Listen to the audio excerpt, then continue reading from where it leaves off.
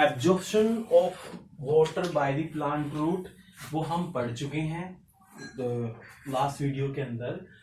अब जाइलम का हमें पता है कि वो एक वाटर कंडक्टिंग टिश्यू है।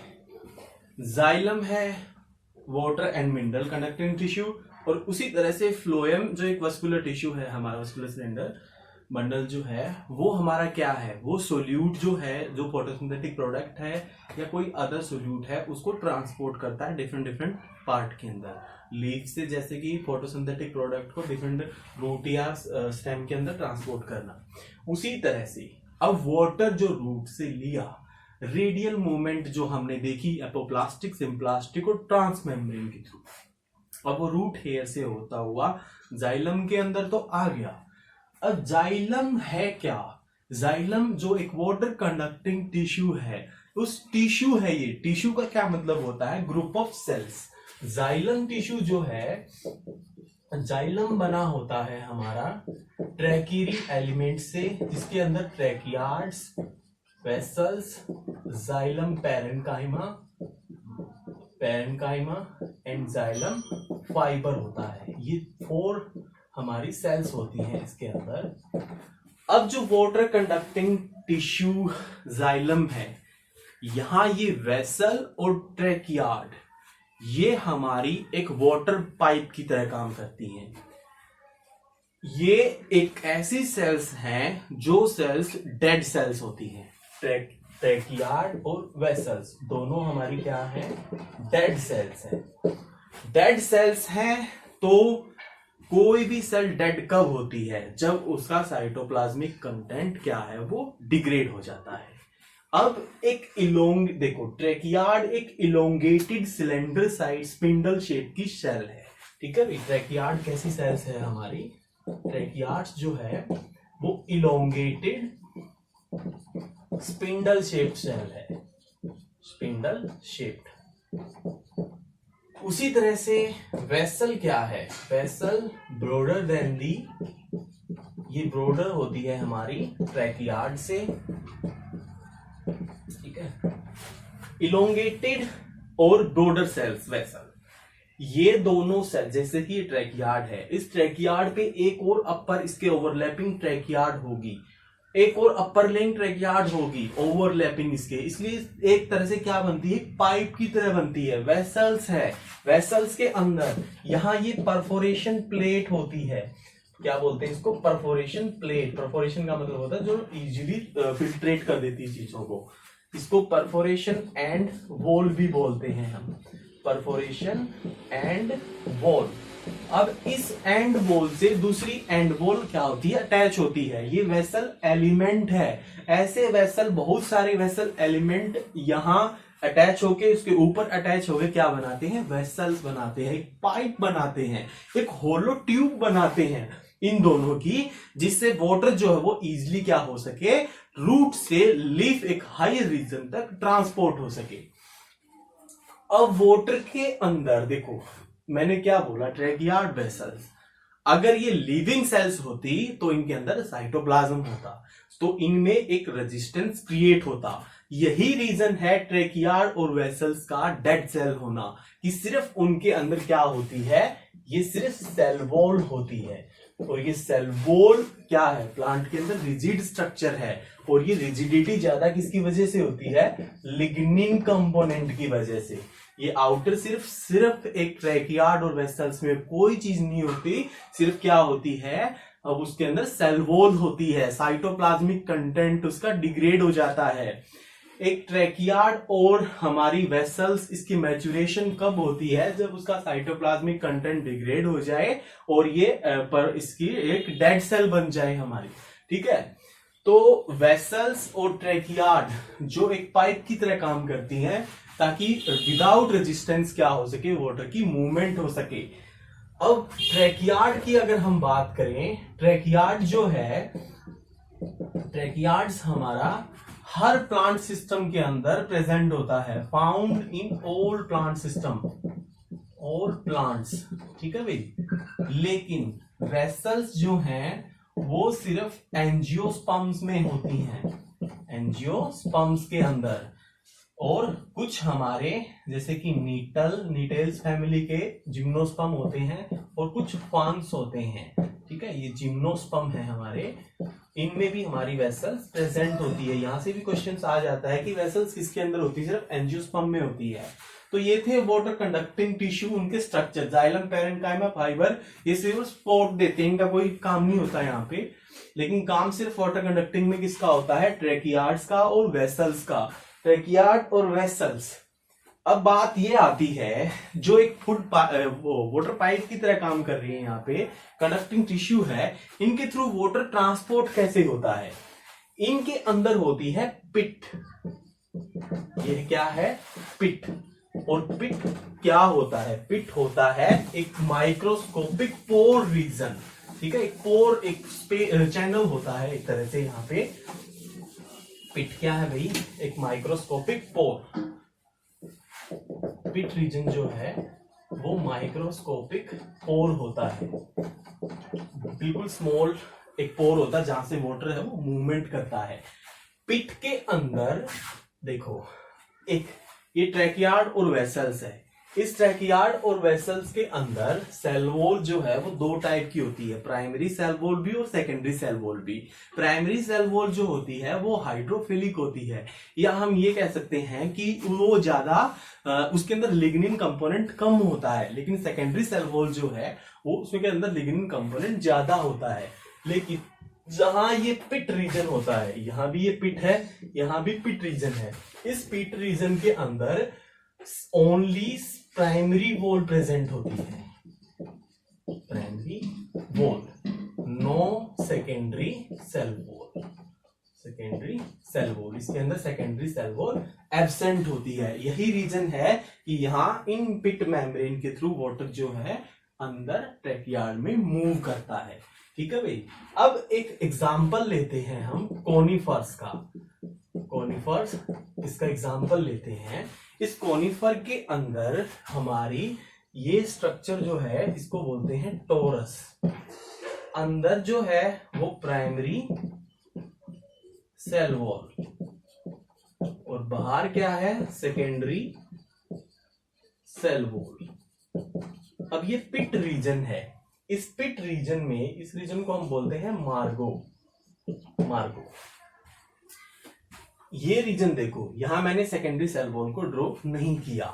अब बात ये है, जब ये सेंटर में होता है, अब ये टोरस जो है यहाँ पे एज ए वॉल की तरह काम करता है। वॉल जो होता है हमारा उसकी तरह काम करता है।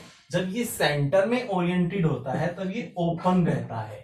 ठीक है भाई, और जब ये टोरस जो है यहाँ इस रीजन में होता है हमारा, तो ये क्या कर देता है, पिट को क्लोज कर देता है। और पिट मेम्ब्रेन जो है इसको हम, इस मार्गो रीजन को हम क्या बोलते हैं, पिट मेम्ब्रेन बोलते हैं। इस कंप्लीट लेयर को, इसको हम क्या बोलते हैं, पिट मेम्ब्रेन।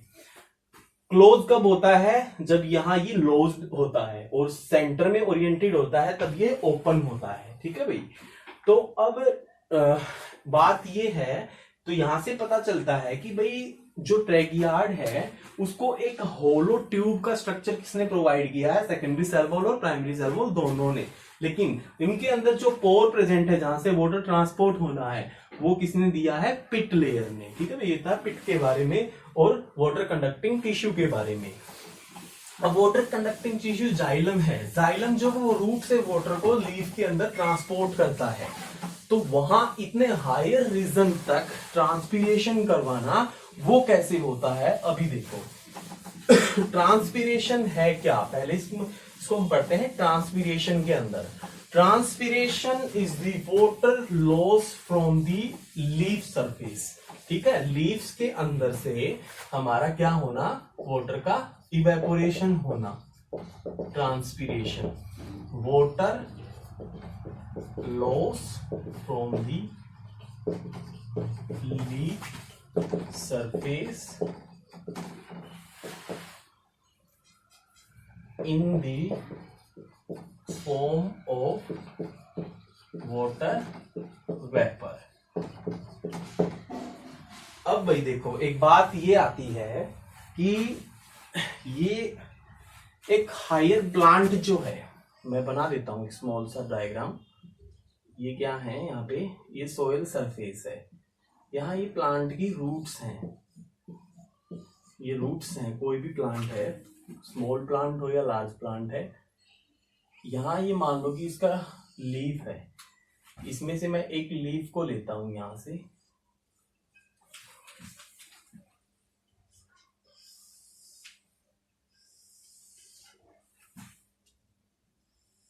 इस लीफ में से भी मैं इस रीजन को लेता हूं जहां स्टोमेटा प्रेजेंट है। जब हम इसका डाइसेक्शन करते हैं तो हमें इस तरह से स्ट्रक्चर दिखता है। थोड़ा लार्ज बना देता हूँ इस चीज को, इस तरह से। ये मेसोफिल सेल्स, अपर मेसोफिल सेल्स, यहाँ पे क्या है, वास्कुलर बंडल है। उसी तरह से यहाँ कुछ सेल्स पैरेन्काइमा की प्रेजेंट होती है। और यहाँ क्या है, स्टोमेटा है, ये रीजन स्टोमेटा, ठीक है। ये रीजन होता है लीफ एयर स्पेस, ठीक है भाई। ये जाइलम टिश्यू, जाइलम टिश्यू, जहां से वाटर आता है, यहाँ से वाटर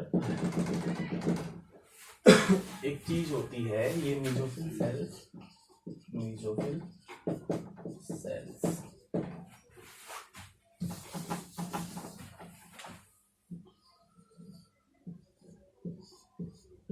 अब यहां से वाटर को एब्जॉर्ब किया है, ये वाटर अपर लीफ टिश्यू तक मूव करता है। कैसे मूवमेंट करता है, वेसल्स और ट्रैकियार्ड की हेल्प से।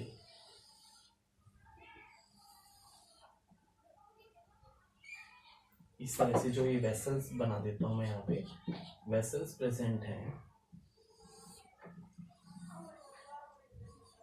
ये परफोरेशन प्लेट, ये वेसल एलिमेंट है। तो यहां से ये वाटर जो है वो अंदर मूव करता है, ठीक है भाई। तो वेसल एलिमेंट है ये हमारा।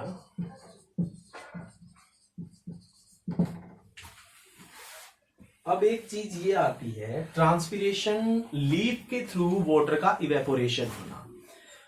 अब वाटर आया रूट से, अब कई प्लांट क्या होते हैं, कोई 50 मीटर का, कोई 100 मीटर का है। एक स्मॉल, एक रूट से बेसिक बेस रीजन से हायर रीजन तक वाटर का इवेपोरेशन कैसे होता है।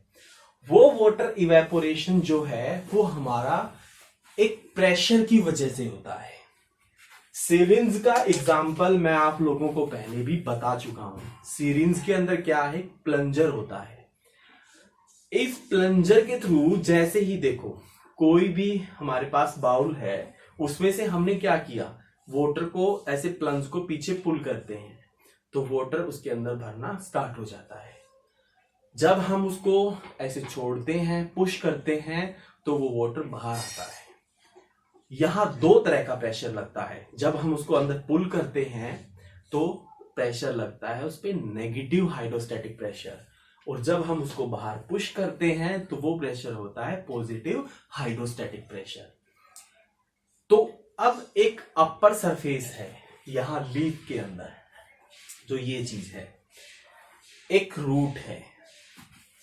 ट्रांसपिरेशन, वाटर लॉस, एटमॉस्फेयर में वाटर की जब कमी होती है, जब लाइट गिरती है या टेम्परेचर ज्यादा होता है, तो टेम्परेचर ज्यादा होता है तो एयर के अंदर ह्यूमिडिटी कम होती है। लेकिन प्लांट के अंदर वाटर है, बाहर वाटर नहीं है, इसलिए ये लीफ एयर स्पेस जो है एज ए प्लंजर काम करता है और रूट से वाटर को उसके बैक साइड में क्या करता है, पुल करवाता है। ठीक है भाई, समझे। यहां इस रीजन से, इस लीफ के अंदर इस एयर स्पेस में वाटर कम है, मतलब कि बाहर वाटर कम है यहां पे, तो यहां से एक क्या किया जाता है, नेगेटिव हाइड्रोस्टैटिक प्रेशर क्रिएट किया जाता है, एक टेंशन क्रिएट की जाती है। टेंशन क्या होती है, कमी किसी चीज की। तो लीफ रीजन में जाइलम टेंशन होने से, मतलब कि वाटर की कमी होने से वहां एक हाइड्रोस्टैटिक प्रेशर लगता है। वो हाइड्रोस्टैटिक प्रेशर क्या करवाता है, यहां रूट से हायर रीजन तक वाटर की मूवमेंट कराता है। और वो वाटर की मूवमेंट किसके थ्रू होती है, वेसल्स और ट्रैकियार्ड के थ्रू। अब बात ये है कि यहां रूट से जाइलम के अंदर ही ट्रैकियार्ड और वेसल्स में इतने हायर रीजन तक कैसे वो वाटर जो है वो आपस में, मतलब कि ये कह सकते हैं वो वाटर मॉलिक्यूल्स इकट्ठे होके अपनी एक टेंसाइल स्ट्रेंथ बनाते हैं। ये हम फर्स्ट लेक्चर में पढ़ भी चुके हैं कि वाटर के अंदर क्या होती है, एक हायर टेंसाइल स्ट्रेंथ होती है जो एक नेगेटिव प्रेशर बनाती है। टेंसाइल स्ट्रेंथ किसकी वजह से आती है, ये थ्योरी दी थी हमारी डिक्सन एंड जोली ने। Dixon and Joly, Dixon and Joly ने ट्रांसपिरेशन कोहेशन टेंशन थ्योरी दी थी। Cohesion tension theory, cohesion tension theory का क्या मतलब है कि वाटर मॉलिक्यूल का आपस में कोहेशन होके एक ऐसा कॉलम बनना कि लोअर सरफेस से अपर सरफेस तक एक कॉलम की तरह बना हुआ है। वो किसकी वजह से, वाटर मॉलिक्यूल की प्रॉपर्टी की वजह से। कैसे, क्योंकि 3 फैक्टर यहां काम करते हैं cohesion, attraction of water molecule, आपस में वाटर मॉलिक्यूल का अट्रैक्शन होना, वो क्या है, कोहेशन। और एक होता है सेकंड फैक्टर एडहेशन, अट्रैक्शन या attachment of water molecule to the solid surface. और सॉलिड सरफेस क्या है यहां पे, ट्रैकियार्ड और वेसल्स हमारे। तीसरा है सरफेस टेंशन। सरफेस टेंशन क्या होता है कि वाटर अपनी सरफेस पे अपने सरफेस एरिया को मिनिमाइज करने के लिए वाटर और एयर का क्या होता है, आपस में अट्रैक्शन होता है। Water air interface to minimise the strength.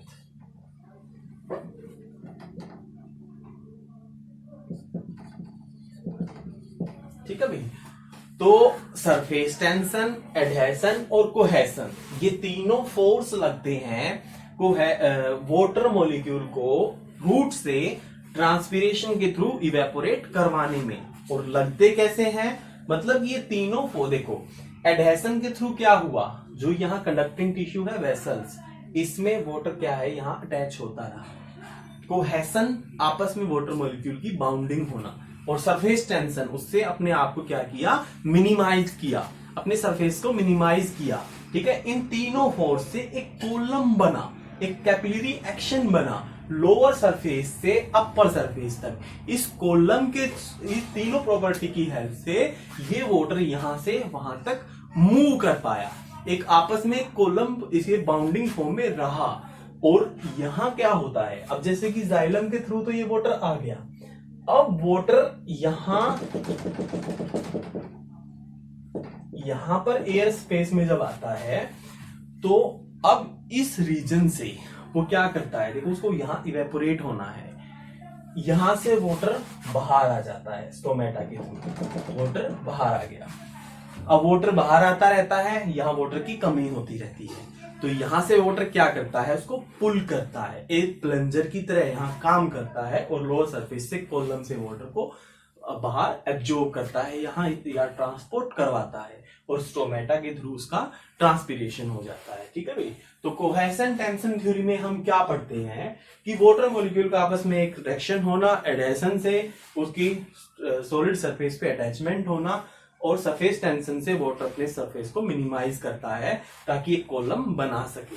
और रूट से वस्कुलर सिलेंडर की या बंडल की हेल्प से यहां से वाटर को क्या करना, अपना बाहर मूवमेंट करवाना।